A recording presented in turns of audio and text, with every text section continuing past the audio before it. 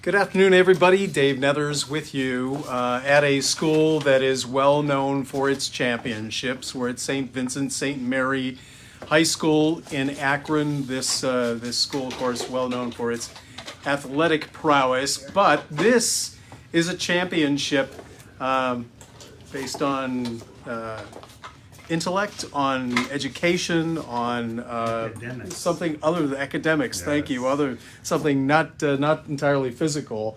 These young men are part of a robotics team here, and this robot is what is the name of this robot? Frank. This is Frank. Frank and this team just won a state title in a competition that was held near Dayton, I believe at Wright-Patterson Air Force Base. And in winning that competition, they have qualified now to go on to compete for a world title in Texas next month with Frank and the team. The very interesting thing about all of this is that really there are two phases, as I understand it, to the competition. One is autonomous, and that is where they program their robot to do certain things without any human control. And then the second part of that competition, they are literally directing the robot to do activities. They're paired up, I understand, with another team, but they're programming they're working their robot to do certain tasks and score points. The more difficult, the more points they earn, and then also to prevent other teams from that they're competing against from scoring points. 192 teams from all over the world will be represented at the world competition. And let me have you step over here. I want to just talk with you here. Real quick about come over here, and then you guys can go ahead and operate it, so we can see it in action. So come, here, bring one. Frank, very. We'll talk to him as they're doing it.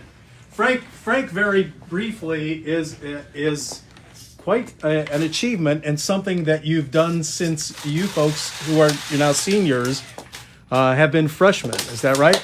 Yes, that is true. And a lot of effort, a lot of energy. We understand that these people, the young lady and the young men who are on this team, actually worked at their summer on this. They did well as freshmen, but they also spent the last couple of years struggling with as all of us have, with COVID, and so there really wasn't much of an opportunity to compete. But here we are in their senior year, and Frank, you can see, tasked with putting these cones. Okay, freeze. On their. Okay, pause. Okay, go ahead. Tasked with putting these cones on these posts, but fellas, this has to be quite a very gratifying thing for you to have made it to the world competition. Let's talk about that really quick. Sure.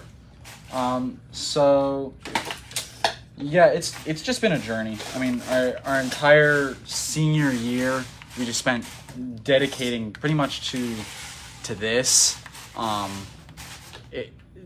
Just spending all of our time at, like Mr. Engels called us, CST rats. We probably spent, as soon as we get out of school, 2 to 3 hours a day just in here working on the chassis, working on strategy, working on just practicing our driving, our code. Just every little component is just meshing together to finally form something that is the way it is now.